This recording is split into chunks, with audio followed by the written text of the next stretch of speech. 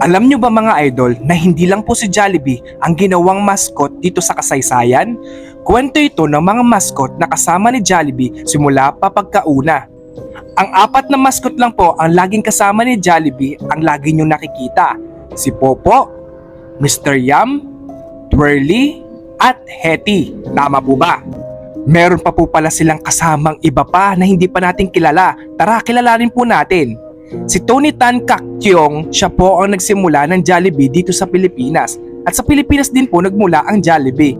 Noong 1978, nagsimula ang Jollibee dito sa Pilipinas. At nagkaroon ito ng mga mascot simula 1980. Gumawa sila ng maraming mascot para manghikayat ng mga bata. At nagtagumpay naman sila dito. Tara po at talakayin na po natin at kilalanin kung sino po yung mga mascot na hindi pa po natin kilala, okay? Ang unang mascot po ipapakita ko sa inyo ay si Chiki. Isa po siyang malaking manok na kulay puti na nagre-represent as Chicken Joy. At ang sunod namang mascot na tatalakayin ko at kikilalanin natin ay si Miko. Siya po ang nagre-represent as Choco Drink ng Jollibee. At ang sunod naman at pangatlo ay si Lady Moo. Nagtaka ako bigla kung bakit merong baka sa Jollibee. Wala naman dito tindang beef. Mascot din po si Lady Moo. Ngayon ko lang din po nalaman. Mascot siya ng Jollibee. Pang-apat naman po ay si Champ. Yan po, kilala ko po si Champ kasi kasama po lagi sila ni Jollibee dati nung mga bata pa kami. Alam nyo ba mga idol na hindi po pala si Jollibee ang unang mascot ng Jollibee, kundi si Mr. Yum.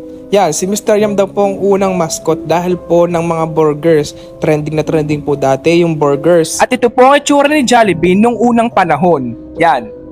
Sabi po nila, green daw po dati si Jollibee. Yung pants niya po green at saka yung pakpak niya green. Ganyan po ang itsura niya. Pero ngayon, nag-iba na po si Jollibee. Cute na. Gusto ko rin po i-shoutout si Claro the Third dahil sa kanya ko po napanood ang content na ito. Shoutout po sa iyo, Claro the Third. Cute!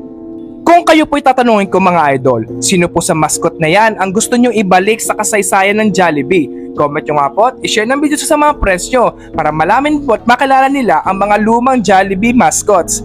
Cute!